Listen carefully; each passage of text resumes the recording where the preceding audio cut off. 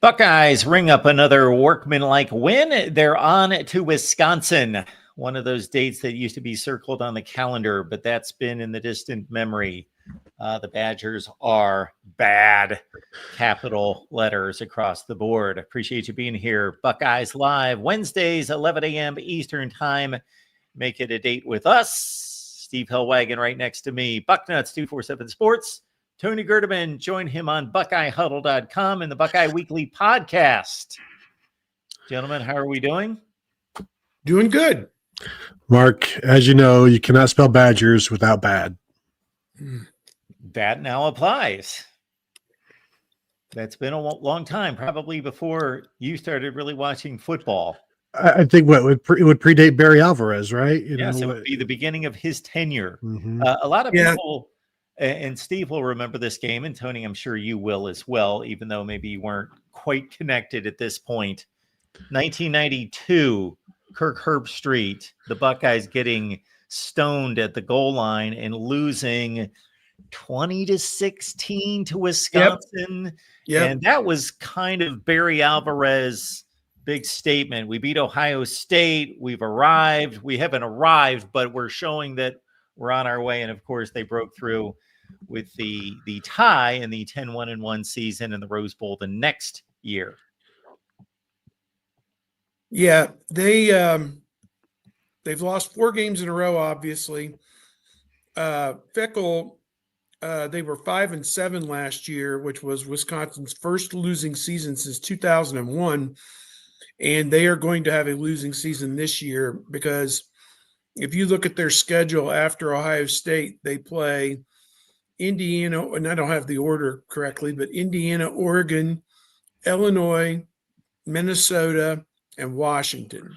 5 more teams after Ohio State with winning records. So they're going to end up 2-10 is what it looks like.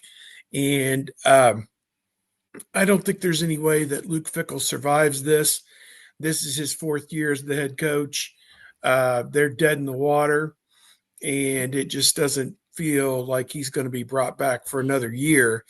It would be their first back-to-back losing seasons since, as you referenced, 1991, 1992, right before the Rose Bowl season, and with Darrell Bevell at quarterback in 1993. And then they had Ron Dane after that. So it was, they've had a lot of great players over the years in the last 30 years since they kind of came on the scene with Barry Alvarez, then Brett Bielema, and, the other coaches after that. But, what I was told is Fickle's buyout is currently $28 million.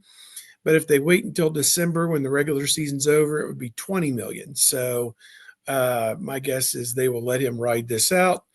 And then on December the 1st, give him his walking papers, and that'll be that. So, they're in a world of hurt up there. And, I'm watching the Iowa game. There's scads of empty seats in the student section. My guess is they'll be the same this week, and Ohio State fans will come in and try and take over Camp Randall Stadium and maybe even get an OHIO chant going in the second half after their people leave. Yeah, not just 2-10 this year, but 10 straight losses. And Penn State fires James Franklin after 3. This clearly hasn't worked out. And it's, you mentioned the 2 losing seasons, and his first season was 7-6. So he's done nothing at this point to make you think things are heading in the right direction. But I would also ask, what has Wisconsin done to get things headed in the right direction? Have they invested? Do they have the infrastructure? Are they invested in the NIL, not just the revenue sharing? Are they doing what it takes to be a contender in the Big Ten or nationally? Or are they just now the product of a divisionless Big Ten, and they no longer have the Big Ten West to beat up on or to contend against? And now that you're part of the entire pool, boy, now things are much different. And what have we done? We have to revisit things.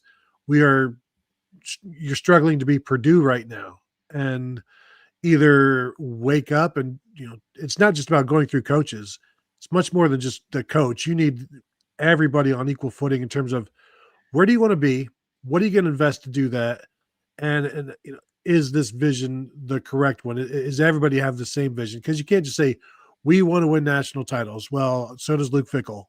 What are you giving him to do that? And and maybe this is the Peter principle. Maybe this is just one level up too much for Luke Fickle. But I feel like he would have success at a place that is more, prone to or open to success. Because I think Wisconsin, I don't know, are they self-limiting in what they're willing to do? So, Tony, it's interesting that you frame it that way, because although the Big Ten for those former Western Division teams has become more difficult, when you really look at the schedule and what is added, has it become that much more difficult? Yes, it's more difficult, but out of the 4 from the West Coast, you're looking at one daunting program, one potential in USC, and then, of course, Washington's a decent team right now, and UCLA's, well, I guess they're a wild card now.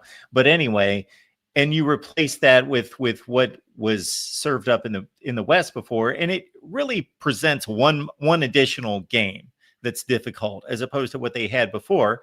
And Wisconsin of 10 or 15 years ago would not have backed down to the Oregons or USCs of the current structure. So it's more about Wisconsin to me, even though, and it's, again, ironic and hits me a certain way that you frame it that way, because my thought at the time was Wisconsin showing in hiring Luke Fickle and moving on from Paul Chryst, whose final full season was 9-4. Wasn't like he tanked it and okay, we got to move on, because no, Paul Chryst was lining up Big Ten championship game appearances and competing, and even versus the East was wasn't getting steamrolled in these championship games, had a formidable program. But there were signs of recruiting's not quite what it was, player development's not quite what it was, their dominances, and even though the record's 9-4, they're not quite as good, they're slipping by. So we need to make a statement, because we got these 4 coming in from the West. It's tougher conference, and we've got a big guy out there, a hot shot in Luke Fickle. So I thought, if anything, they were all in to drive it in that direction into the new era. Yeah, and I don't know what their infrastructure looks like and what their commitment to NIL is. And I know Paul Chryst is not the most dynamic recruiter. I think Luke Fickle is better there, but it's not showing up. And right now there's no reason to go to Wisconsin. It is interesting that Paul Chryst was fired at 2-3 a few years back. That's where they were when he was fired. Yeah. 2-3, according to were they? The Football Reference there. He finished 2-3 in 2022. Jim Leonard went 4-3. Luke Fickle went 1-0. And so clearly things are going poorly, and there's no direction. There's no, what is the optimism there? Where is it? Why would it be there? And then the other question is, okay, so you fire Luke Fickle, then what? And, I don't know. I don't know what kind of job that is anymore. I think a Big Ten job, you have everything you need, provided the athletic department is on the same page. Yeah, it's hard to say exactly where things stand with that program right now and how invested they are in trying to get the best players and everything else. But the Big Ten is definitely more competitive. The travel situation is a lot worse, obviously, although Wisconsin's a little more centrally located than Ohio State. But yeah, a lot of factors involved.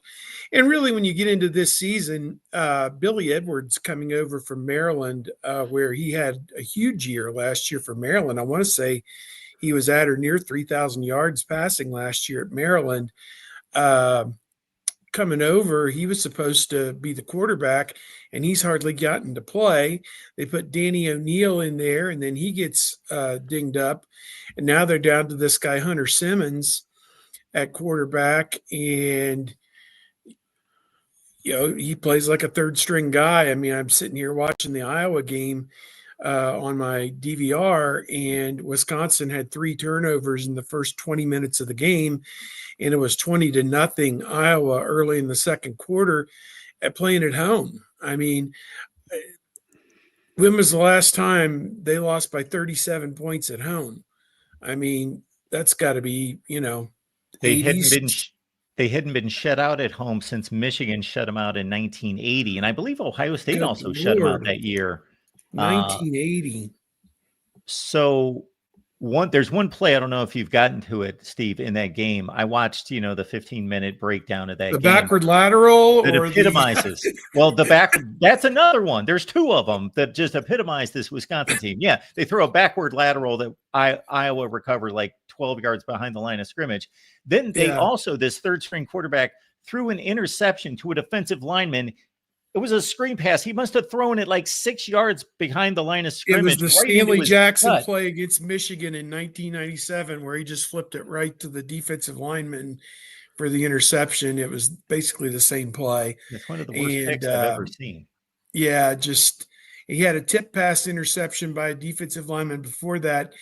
And the Iowa defensive lineman picks it off and starts running.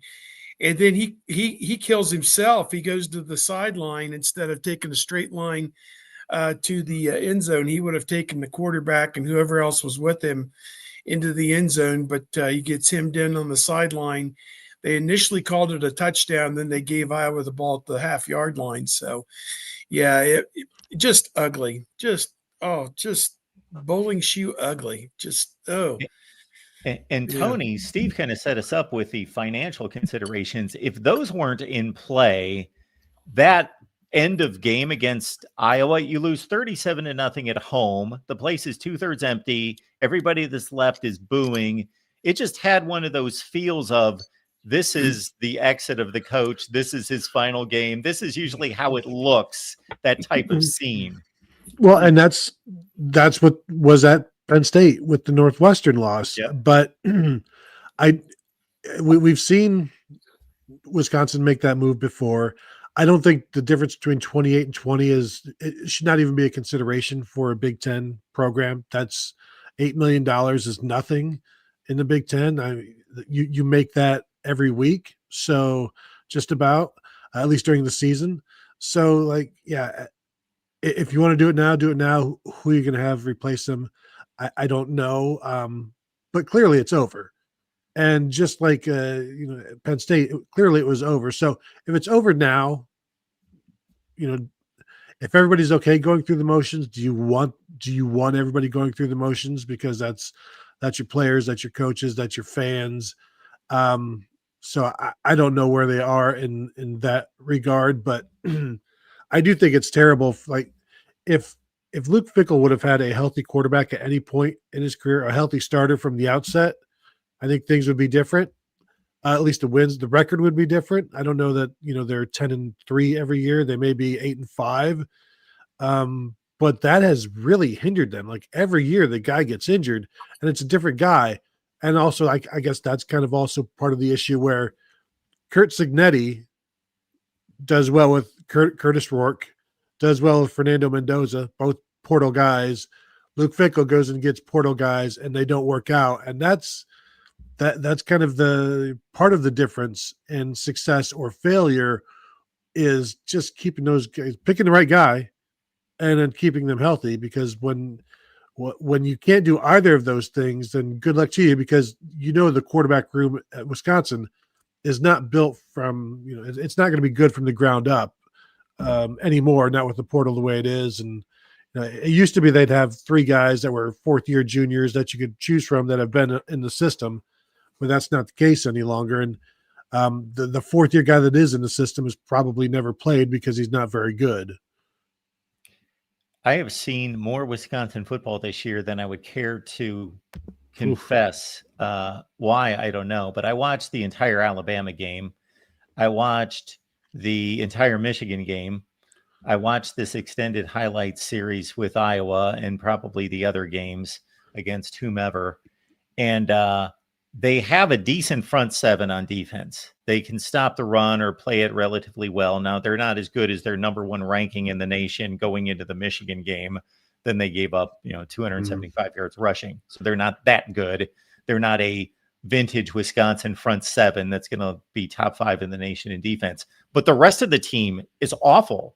The quarterback's awful. Obviously, now they're down to a third stringer. The running backs, they have no running backs. They have no weapons. Their secondary's terrible. They can't cover anyone. They're slow. They're just a horrible football team. Well, and I saw Jaden Ballard, former Ohio State receiver, who is now at Wisconsin. There's an article written about him about how he's having his best year ever, and he's getting an opportunity. And I looked, he has 7 catches on the season. And that is true. That is his best year ever. But it's also an indication of what exactly this offense is at Wisconsin, which is no offense to speak of. Defensively, I mean, Iowa went for 200 yards on the ground against them, threw for only 100, and was able to score 37 points. So this feels to me like Ohio State can do what they want, which doesn't mean 45 points. It might mean 31 and working on all of the things that they want to get better at. And it's a rather uninspiring type of win that is even less impressive than going on the road at Wisconsin or Illinois and winning by 18. Yes, Steve, this effort against Illinois, this seems to be indicative of Ohio State football this season, and maybe even going back the last couple seasons to, let's say, 23 and 24, that no longer is it this high-flying Dwayne Haskins, Justin Fields, throw it all over the place 50 times for 350 yards. It's controlled, it's workmanlike, and the passing game was efficient, but everything's underneath, and it's controlled, and the defense isn't going to give up much of anything until it doesn't matter.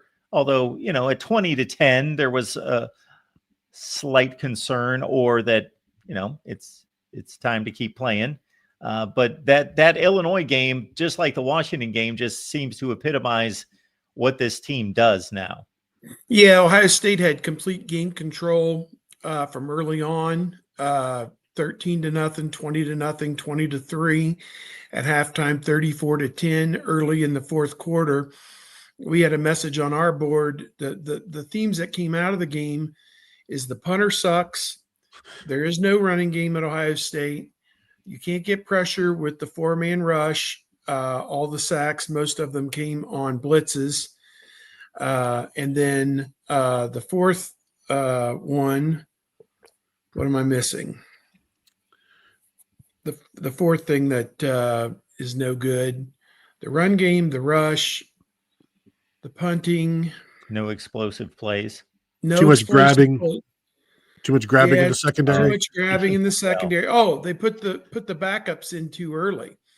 Well, I just went back and rewatched the touchdown drive by Illinois in the fourth quarter. And what you had was a mishmash of starters and backups. You still had Caleb Downs, Sonny Styles, Arvell Reese, Caden Curry, Jaden McClain, all in the game. Jermaine Matthews in the game. In fact, Jermaine Matthews on that drive committed a pass interference penalty in the end zone. He's one of the starters. You had a few of the backups. Peyton Pierce was in for some or most of the plays. Devin Sanchez counts as a starter because he, started the game, but ordinarily he's a backup. Aaron Scott got to play on that series and had a couple of tackles and a couple nice plays there. Gives up the touchdown where he kind of slips a little bit on the slant and there's nobody inside. It was a great play by Illinois to show run and also motion a man from left to right and take away the help, the inside that Sanchez could have possibly, or Scott could have possibly had on that play. So mostly, it was a mishmash. Will Smith Jr. was in there. Bo Atkinson, who kind of plays like a starter at times, Logan George, backup defensive end, they were all in there. So, people criticizing, you put the backups in too soon. Well, Ryan Day made the point yesterday that the style points don't matter anymore. You just need to win games. That's all that matters. Accumulate wins, and no one cares how you do it at this point because it's a 12-team playoff. So 12-0 is better than 11-1, which is better than 10-2, which is better than 9-3, and it really doesn't matter how, or even really who you play, as we saw last year with some teams that played good record or good schedules at 9-3 didn't get in instead of some teams that, were 10-2 that got in. So, that's just kind of the way of the world. But those were the big misgivings that Ohio State fans had from this game, and we can address some of those if you like. But I thought the one about put the backups in too early. I mean, it was 34-10, and Illinois scored with 4 minutes left. Were they supposed to wait until after the game had ended to put those guys in? Because you traveled them all the way out there. I tell you, the guys who didn't get to play was Mylan Graham, 8 snaps at wide receiver. Brandon Ennis only plays 20 or 30 snaps anymore at wide receiver because they're usually in 2 tight end formations. So, yeah, it's a tough world out there right now. But they won the game 34-16. They are, I think there was a tweet, they're the only Power 4 team or SEC and Big Ten team. I don't know exactly what Big it is. Ten and SEC. Big Ten and SEC team with 3 conference wins, all by double digits. They're the only one. So, there you go. And 2 of those were on the road. Yeah, they're the only Big Ten or SEC team with road wins by more than 10 points, multiple road wins by more than 10 points. But in terms of the people that say, you put your backups in too early, those are the same people that are yelling, why aren't the backups in yet? Just why are the starters still in? So it's always second guessing. Yeah, it's always second guessing with that. To the point about the punting, you've got 2 Australian punters and neither one of them can do it. I've lost my entire faith in that country, that nation, that island. I don't know what's going on there, but it's amazing that Ohio State got the 2 Australians that can't consistently get it done. And I do think they need to go to the portal and get somebody next year that can be a weapon and help the defense and be a part of the defense. Because right now they don't have that. And if Nick McClarty can't be consistent after a year and a half in Columbus, then I don't know that it's going to happen. And Joe McGuire is what he is. It's just, 35 to 40 yards and maybe no return, which is what they want. So they just appreciate the consistency, but at some point they're going to need it to be a weapon. And I don't think it's going to happen this year and next year with a new defense and, new defensive players. I think those guys deserve or may need some help from the punting game to back up the opponent inside the 10 because they don't have that right now. And they're getting away with it and they may get away with it all year. They got away with it last year, but it is pretty interesting that the punting game is it is what it is. And there's no way to make it better right now. Yeah. It hasn't been good. I think at Illinois, just watching the flags, I think he was punting into the wind a couple times and it just didn't release like maybe that they had hoped. But, one game is an anomaly, 6 games is a trend.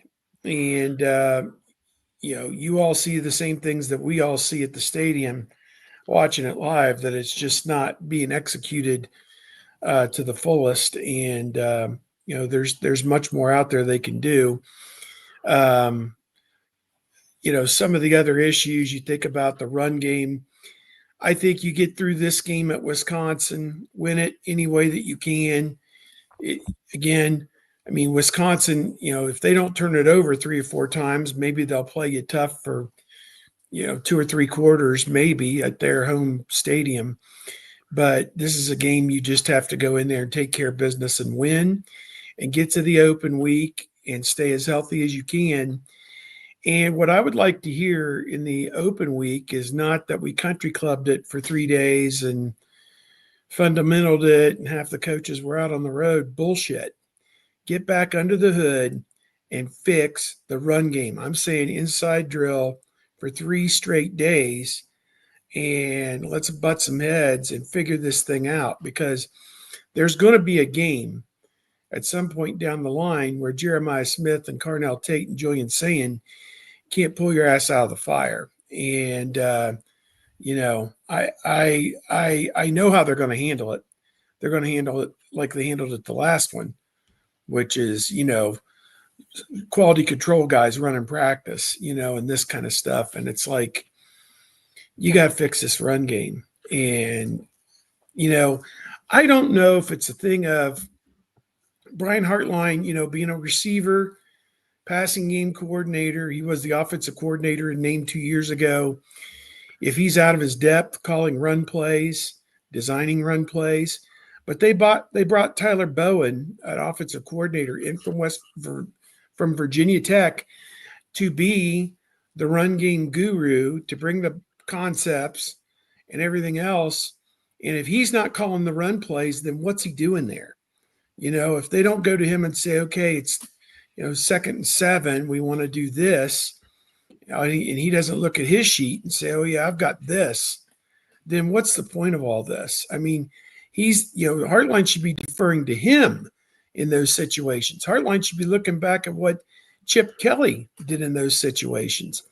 If you can explain to me why Peoples, at whatever weight he is slammed into the middle of the line 5 times for a net of 7 yards, I would like to know what that's all about.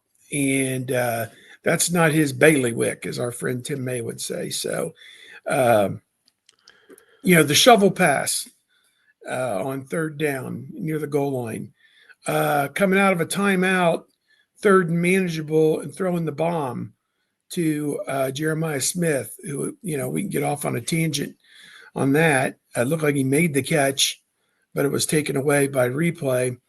That was a head scratcher. So there's 6 or 7 plays right there out of the 50 or whatever small number of plays that they ran. Made no sense to me. That's over 10%. So I don't know. I'm open to whatever everybody else has to say, but those are some of my thoughts on where things aren't clicking right now. Well, Ed Rogers says Day has his handprints all over this offense. This does not look anything like a Ryan Day offense, so I completely disagree with that. And any struggles we so often just get attributed to Ryan Day, and it's like he brought the best offenses in Ohio State history to Ohio State. He is at the top. Now, the thing is, as Ryan said yesterday and as Steve said earlier, they don't need the style points anymore, because if you win, you're going to make the playoffs. When it was 4 teams, style points were a thing.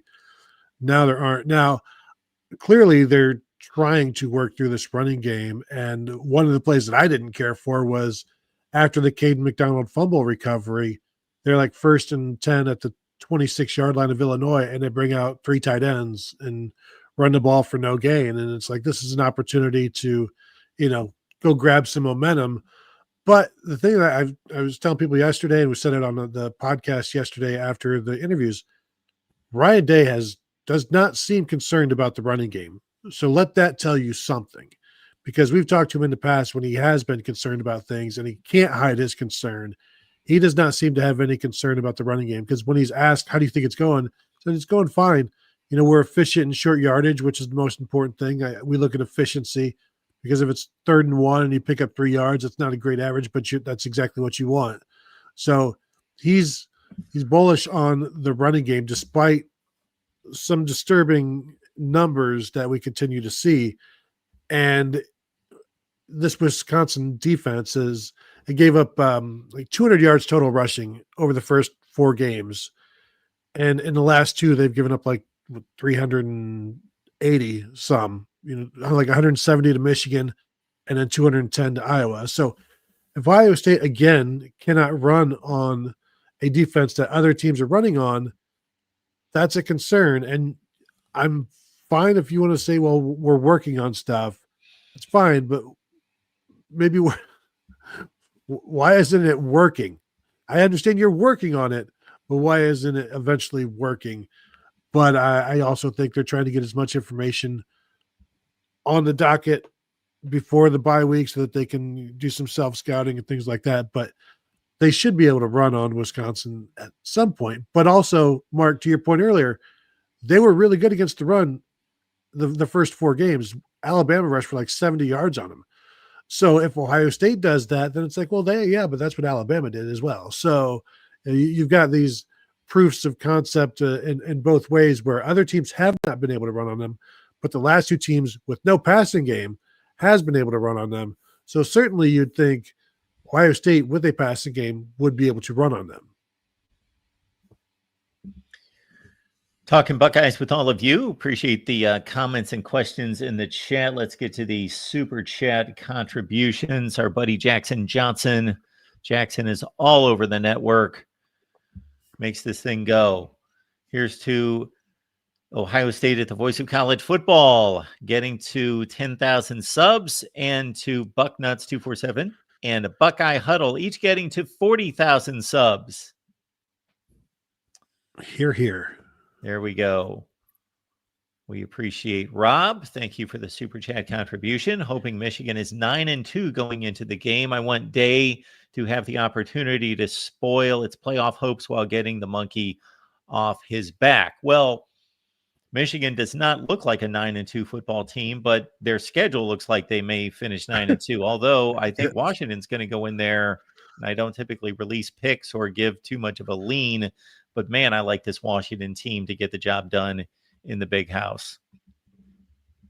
And I know it's 3 time zones and all of that business, but I haven't seen too much evidence. I ran the numbers on that last weekend while watching Washington and Rutgers, and we were at 12-8 since the beginning of last season in regards to the home team has won 12 of 20 in a 3 time zone travel situation. And then last weekend we had USC winning at home 13-8. Washington wins at home 14-8, but UCLA goes to Michigan State, and Indiana won 13. Yeah. What are we? So we're at 14-10. So I think that's a pretty reasonable home record regardless. So I don't know that it's any great advantage. I'm interested to see how Michigan attacks DeMond Williams, because Ohio State showed everybody how to do it. And Michigan, can they be calm enough just to contain him and then go attack? But the other thing is Michigan does not have Ohio State's secondary. So if they're just going to sit and let him stay in the pocket and throw the ball, I think they're going to carve up Michigan enough to score points. So I'm interested because he does not handle the blitz well, but also he's dangerous as heck. I think we would all agree on that. So if Michigan gets through this game, then I think then they'll be favored to show up against Ohio State 9-2. But also they have a game at Maryland the week before Ohio State is interesting, and the game at Northwestern before that should be fine. But I don't know that this Michigan team is so good that they can overlook Maryland. That has given other teams 3/4 of a good game. Yes. And so that's something to be concerned about. But Michigan is like a 5.5, 6 point favorite in this one. I don't know, it kind of feels like a lot to me. But I want to see how they defend DeMond Williams, but I don't know that they can defend Denzel Boston. And the run defense has been a question mark as well. So if you get DeMond Williams and Jonah Coleman going, this feels like a win opportunity for Washington, not just a cover. Absolutely. USC had arguably its 2 best offensive linemen on the sideline and was down to its 3rd string running back, a freshman walk-on, and they rammed it down their throats for 224 yards rushing. That was a complete they controlled the game. They were so much better. It looked like one of those Rose Bowls from the 2000s, Carroll versus Carr. It looked like one of those games where Michigan's supposed to be bigger and badder and tougher and more physical. Slower. Well, USC is supposed to be more athletic. Well, USC's more athletic, but they're also just as big and bad and tough and physical. Yep. And so they're going to win by 3 touchdowns without even blinking. Yep. That's what it feels like.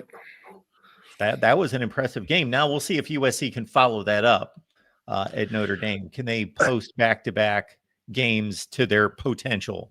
And Notre Dame's favored by like 8.5 in this game. It seems like a lot. It does. I know. Seems like a lot. So I thought USC was going to beat Michigan, and nothing that I saw in that game surprised me, because I've been on this all season long. The Michigan secondary is suspect. Not just the secondary, the pass defense as a whole is suspect. and now like the defensive front seems to be getting worn down as well. And it's like, well, this is pretty early in the season to start getting worn down, so that's a concern as well. Their transfer portal defensive tackles aren't doing as well as they had hoped, and neither is Rayshon Benny, the guy that has been around forever, the homegrown guys. I think the thing with Notre Dame that I'd look at as we look at that game is what they lost to Miami and Texas A&M at the beginning, and they've come back and they've won games, but it's like NC State, Boise State, a couple other games that they've won. I don't know. I just and the scores have been pretty lopsided on the whole, but for them to be in the poll, like 13 or whatever they are, that just seems a little ambitious for me. I think if they win this game, you could justify having them in the top 15, but because then they'd be 5-2. But I don't know just yet. I want to see them beat. I think USC is a quality team, certainly. So, they could have beaten Illinois on the road. They had them beat basically and let them go down and kick the field goal to win the game. So, yeah, I want to see how both those teams respond this week. And I think the winner we can say is legitimate, and the loser, is really probably out of the race, with their third loss. So, or I guess for USC would only be their second loss. Is that right? Mm-hmm. Yeah. So, yeah, Notre Dame would probably be out with a loss, I would think. Yeah, with their schedule, which is not necessarily earth-shattering. Nope.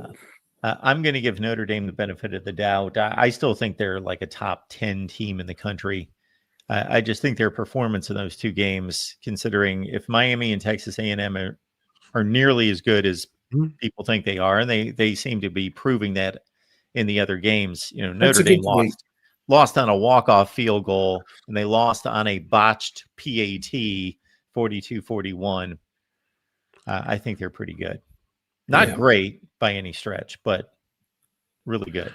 It is interesting that you now have Notre Dame fans have to root for Miami all year long. That probably hurts them. There are probably no big deal rooting for Texas A&M all year long, but wanting to see Miami just continue to win and win and win. Go Convicts, help out the Catholics. Let's get this thing done. Together we can make the dream work. Yes, the rooting interests become strange bedfellows. Absolutely. And this Maryland team, Maryland can't close out a win. Where have we heard that before? This has been going on for 5 or 6 years.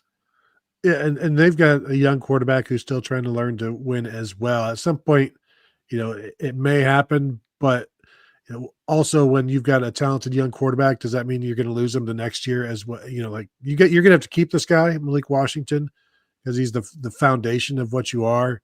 So, but again, all Big Ten teams can afford to keep their quarterbacks. They just have to pay up, and that includes Ohio State. I don't think you can. We were at the 52-51 Maryland game prior to the Michigan game. It's an odd place. You go in there and there's this false sense of security, and then you lose leverage, and then all hell breaks loose, and now you've got to score 52 points to win and stop a 2-point conversion. That Shiano defense, that was some nonsense. I'll say that. Whatever that was, no contained player. That was no edge player. Yeah, it was easy what Maryland was doing. They were stacking the strong side and running back to the other side. I mean, and nobody was there, and Ohio State never figured it out. So it was more important that they were guarding receivers who weren't even involved in the play, 15 yards down the field, 80 yards from the ball, and not following the football. That was just kind of absurd.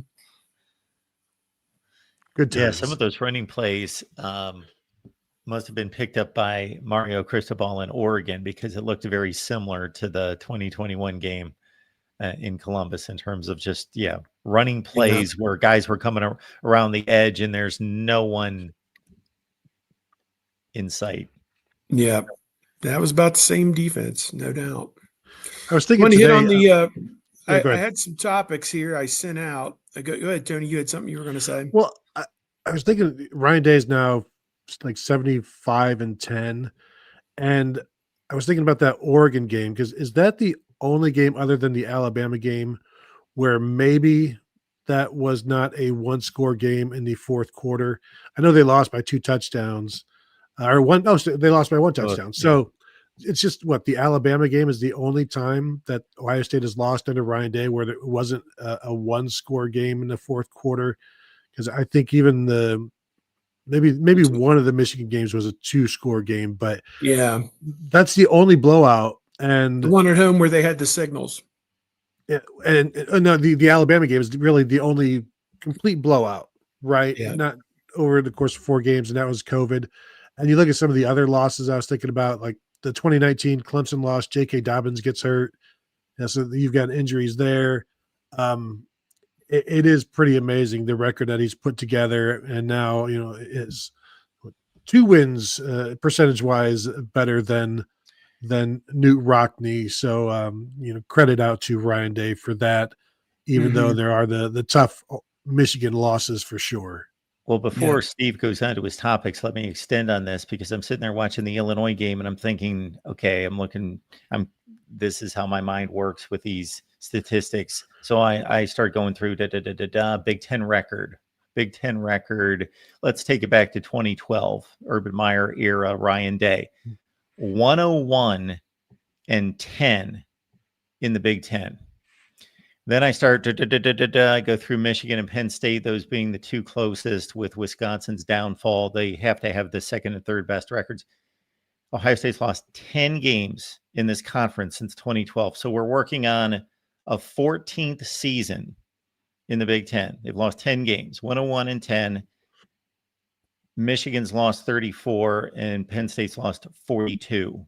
They're not even playing in the same league or conference with the rest of these teams. Yeah. They've had a good run of dominance, no question about it. We're also at 20 regular seasons, Steve, and 20 losses in the regular season. They lose 1 game a year.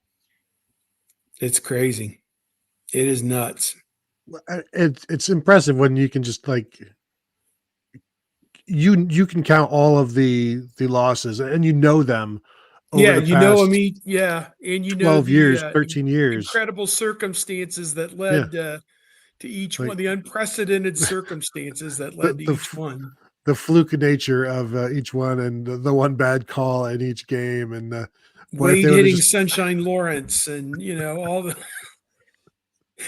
the 4 steps, but not a catch, by Clemson or whatever that was. The Oregon loss in 2021, maybe the only legitimate loss for Ohio State under Ryan Day.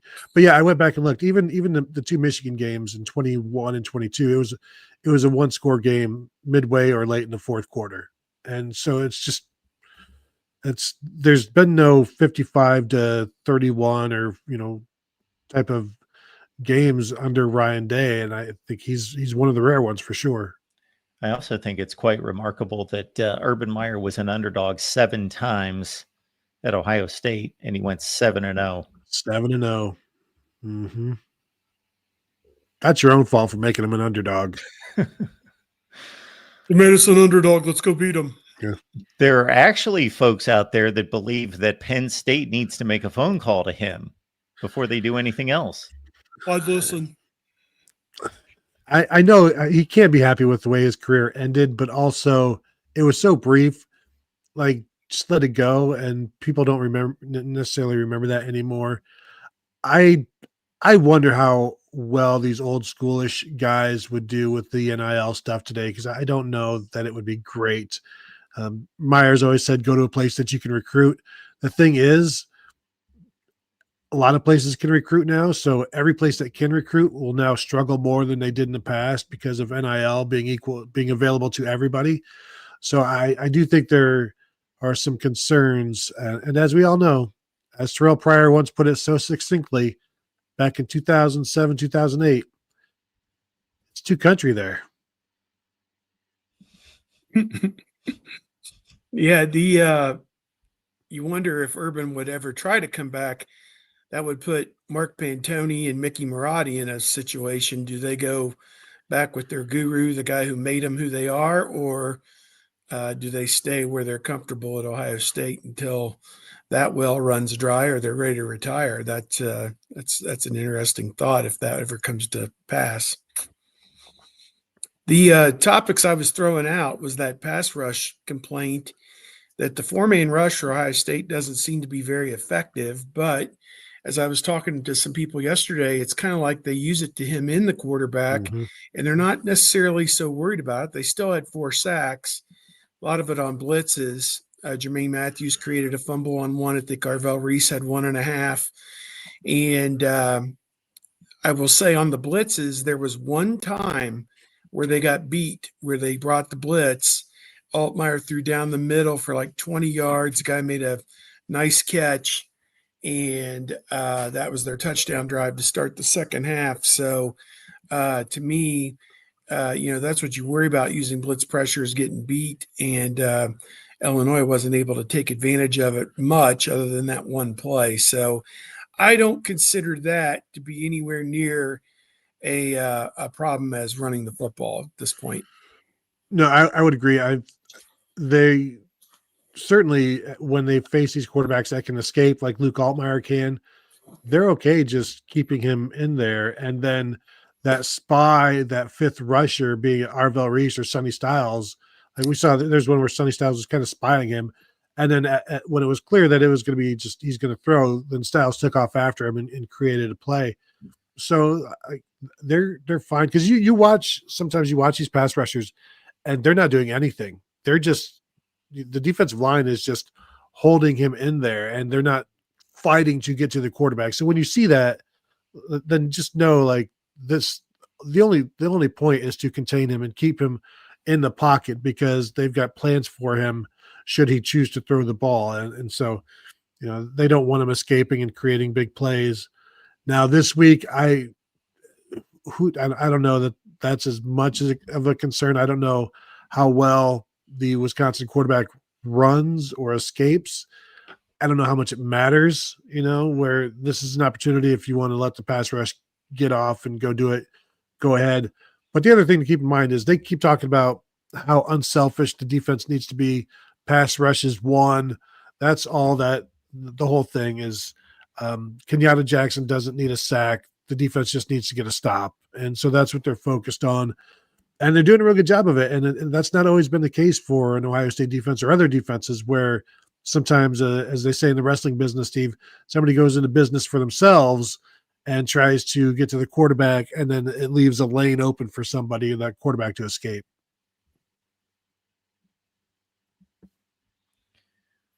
What else you got on your list, Steve? Luke Fickle's future. We talked about how he's got a $20 to $28 million buyout. I think I look at it several ways. His friend, Mike Vrabel, he started him as a coach at Ohio State back in 2011 in the Fickle year. And you just wonder, Vrabel, would, not that Fickle needs the money, but Vrabel could bring him on board as a consultant or a defensive coach, perhaps up with the New England Patriots. There's also the school of thought that he could come back to Ohio State, although that has a lot of been there, done that feel to it. As if Matt Patricia gets NFL people calling him after this season, maybe Fickle comes back as the defensive coordinator and the heir apparent to Larry Johnson with the defensive line potentially. So there's a couple thoughts on his future. That's if nobody else jingles him for a job, but I think he'd have his, choice of what he wants to do after this season. And of course, their whole family's back here in Ohio. So potentially that would be what he wants to do. But that's some thought. I think going to help Vrabel out would be very intriguing, because he would, have a new challenge of working the NFL. So, which he really hasn't done. So, maybe that's the direction he would go. Yeah, for a while there, I thought he would just replace Scott Satterfield at Cincinnati next year. because Satterfield's been struggling, but then they're good this year. Maybe Satterfield can take it and find a job like Wisconsin, and then Luke Fickle can go back to Cincinnati. There's also, Chris Ash has been doing better as Notre Dame's defensive coordinator. There was some thought that Luke could just go there and be Marcus Freeman's defensive coordinator, but I mean he's going to have options. I wonder, certainly a school or a program like would Oklahoma State want a Luke Fickle? Like he's been in the Big 12 before. He's done well there. Is that an upgrade? Is it like, does he want to go back to being a defensive coordinator? Probably not. He wants to continue to be a head coach. Is Oklahoma State a place that he feels like he could get it done? I think I have no information on that one. It's back in the Big 12. It's about the level of Cincinnati. So, that's what he's used to. And, maybe less pressure than in Wisconsin, and certainly more opportunity to win in the Big 12. Yeah, this offseason could shape up to be an unprecedented number of big-time jobs open with Florida, Penn State, Florida State possibly, Virginia Tech, Oklahoma State, UCLA, and possibly Auburn, Arkansas. Well, and I saw Heather Dinich when she was talking about Penn State, the possibilities there. She asked, is Ryan Day happy at Ohio State?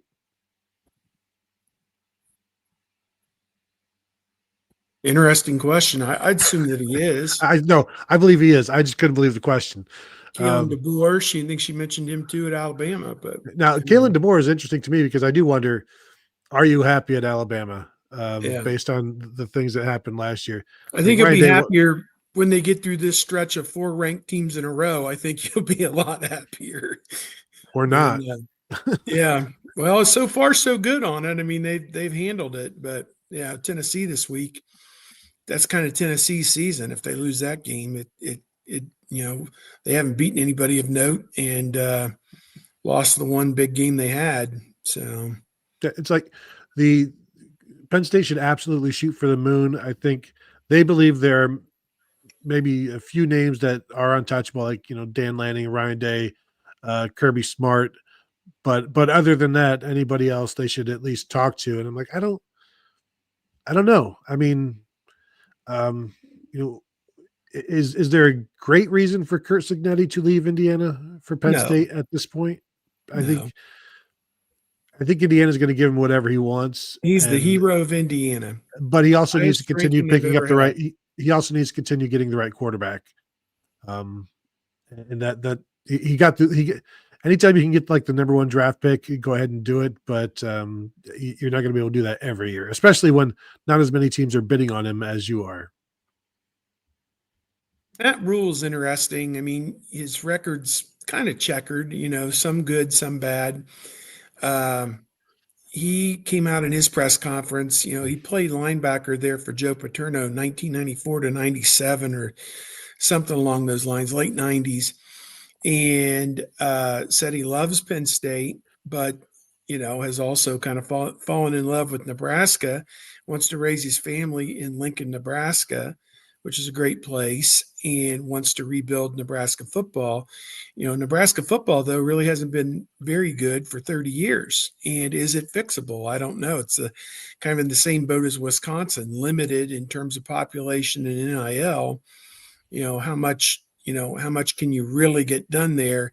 And it's the same old thing. I mean, you've got kids from all across the country. I mean, you can get to Omaha and Lincoln in a 2.5-hour flight from almost anywhere in the country. But once you're there, after you've lived in South Florida or Los Angeles or New York, do you really want to be there? That's the other question. So, it's interesting, but I don't know who they're going to end up with. And if it is a guy like Rule or Cignetti or whoever, they can't take him until December anyway. So it's they've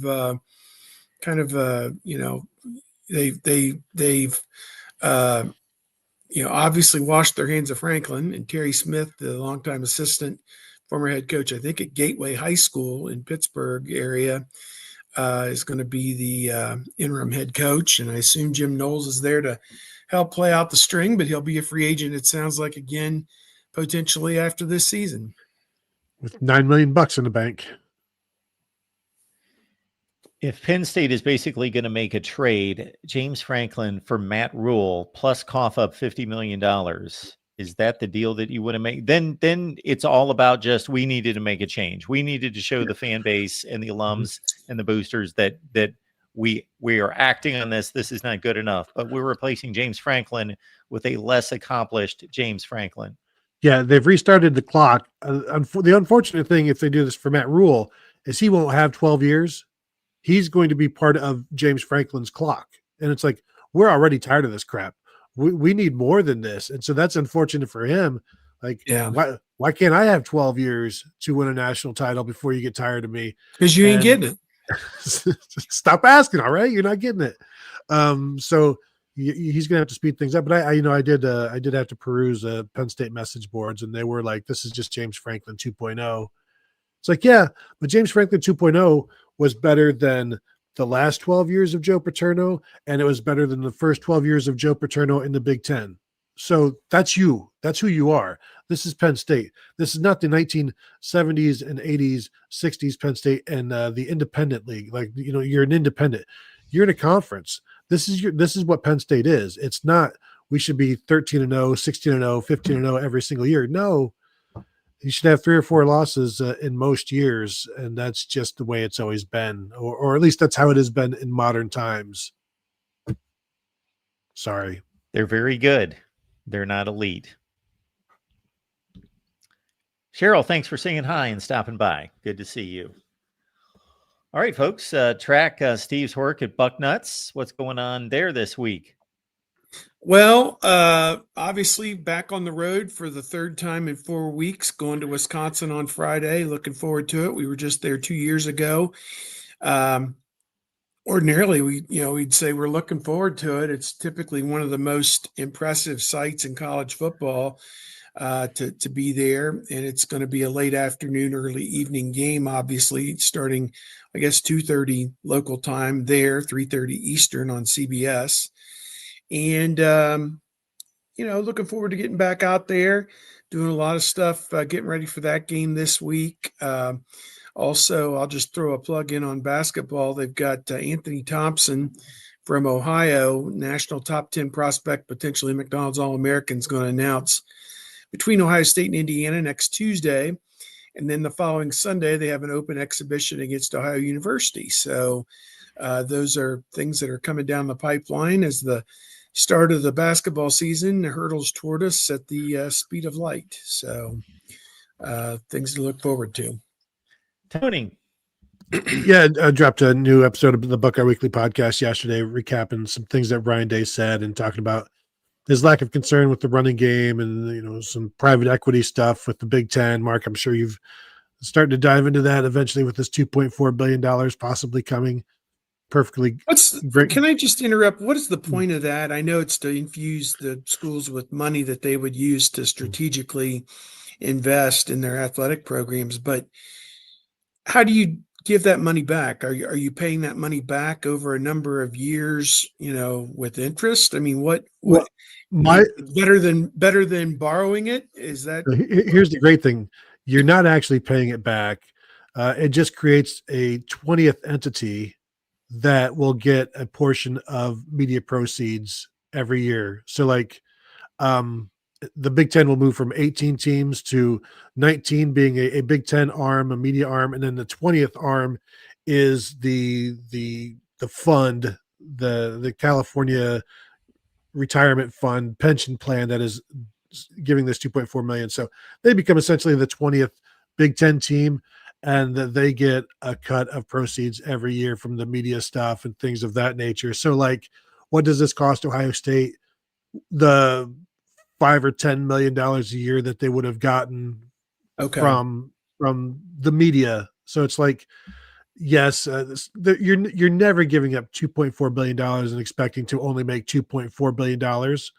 So this is going to cost money in the long run. It has to. That's just how, this works. And that's why, But in the interim, you've got interest-free money that's sitting there for you to do whatever you want, and you're not racking up a bunch of debt to plug little holes in the boat here and there, and to buy a new boathouse, and right. buy a new winter workout room for the golf team, and whatever you need, another plane for the basketball teams, whatever.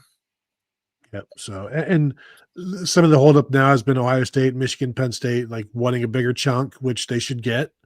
And then USC is kind of stomping their feet right now because they want a bigger chunk. So they're going to say no on this until they get what they feel they're worth.